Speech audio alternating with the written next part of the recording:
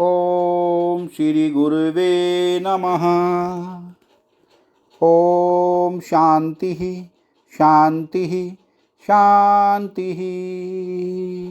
प्रणाम भगवान। भगवान योग वासिष्ठ महारामायण उपसम प्रकरण सर्ग नंबर 90 और शीर्षक है जीवन मुक्त और विधेय मुक्त पुरुषों के चित्त नाश का वर्णन।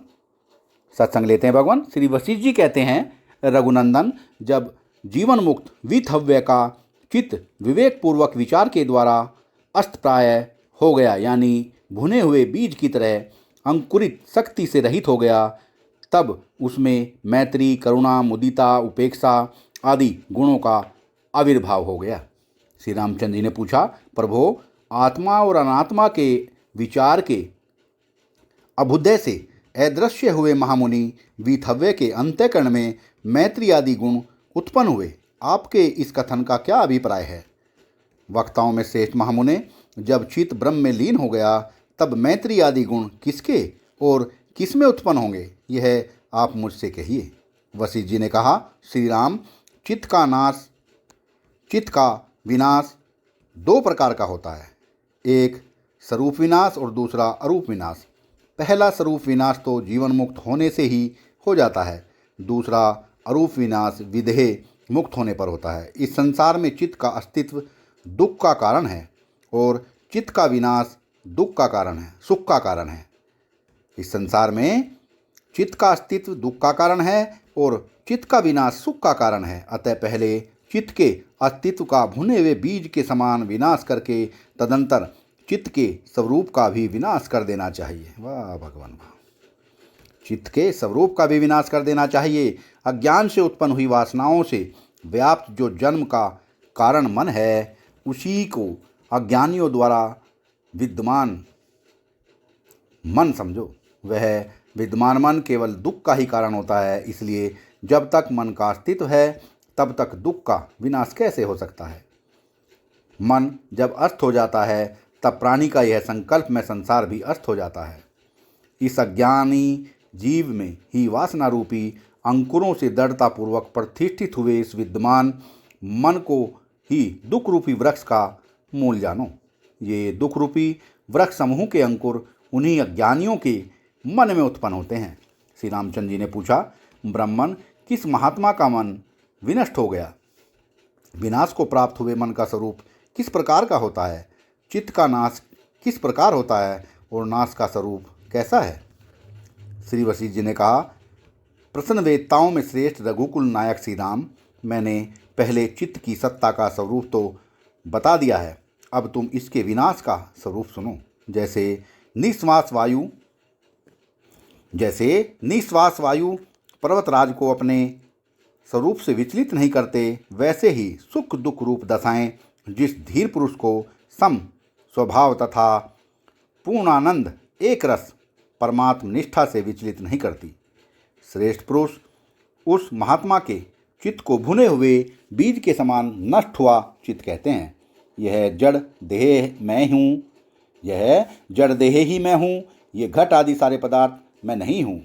इस प्रकार की तुच्छ भावना जिस श्रेष्ठ पुरुष को भीतर से विकारयुक्त नहीं करती, विद्वान लोग उस पुरुष के चित्त को नष्ट कहते हैं। दोबारा से लेते हैं भगवान, यह जड़ देह ही मैं हूँ, ये घट आदि सारे पदार्थ मैं नहीं हूँ। इस प्रकार की तुच्छ भावना जिस श्रेष्ठ पुरुष को भीतर से विकार युक्त नहीं करती, विद्वान लोग उस पुरुष के चित्त को नष्ट कहते हैं। जिस नर रत्न के अंदर विपत्ति, कायरता, उत्साह अर्थात हर्ष, मद, बुद्धि की मंदता और विवाह आदि लौकिक महोत्सव विकार पैदा नहीं करते, विद्वान लोग उस चित्त को नष्ट चित्त कहते हैं।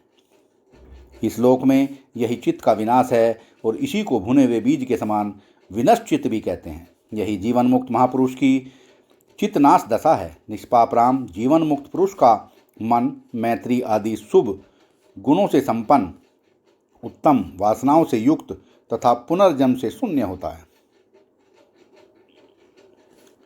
ब्रह्म की वासना से ओतप्रोत पुनर्जन्म से रहित जो जीवन मुक्त पुरुष के मल की सत्ता है, वह सतत्व नाम से कही जाती है। जिस प्रकार चंद्रमा में प्रसन्न किरणें रहती हैं, वैसे ही जीवन मुक्त पुरुष के मन में पुरुष के मन के विनाश में विशुद्ध मैत्री आदि गुण सदा सब तरह से रहते हैं। शांति रूप शीतलता के आश्रय जीवन मुक्त पुरुष के सतत नामक मन के नाश की अवस्था में अनेक गुण संपत्तियां प्रकट होती हैं।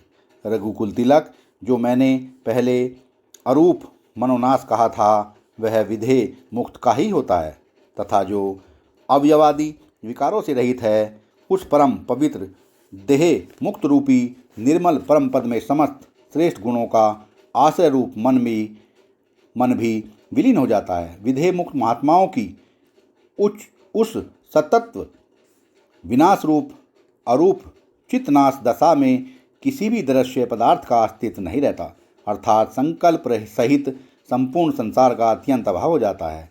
उस अरूप चित्त विनाश दशा में न गुण है, न अवगुण है, न शोभा है, न अशोभा है, न चंचलता है, न अचंचलता है, न उदय है, न अस्त है, न हर्ष है, न अमर्ष है, और न ज्ञान है, न प्रकाश है, न अंधकार है, न संध्या है, न दिन है, न रात है, न दिशाएं, न आकाश, न अंध और न अनर्थ रूपता है, न कोई वासना है, न किसी प्रकार की रचना है, न इच्छा है, न अनिच्छा है, न राग है, न भाव है और न अभाव है, तथा न वह पद साध्य ही है। वह परम पद तम और तेज से शून्य, तारे, चंद्र, सूर्य और वायु से तथा संध्या, रज, कण और सूर्य कांति से रहित शरतकालीन स्वच्छ आकाश के समान अत्यंत निर्मल है।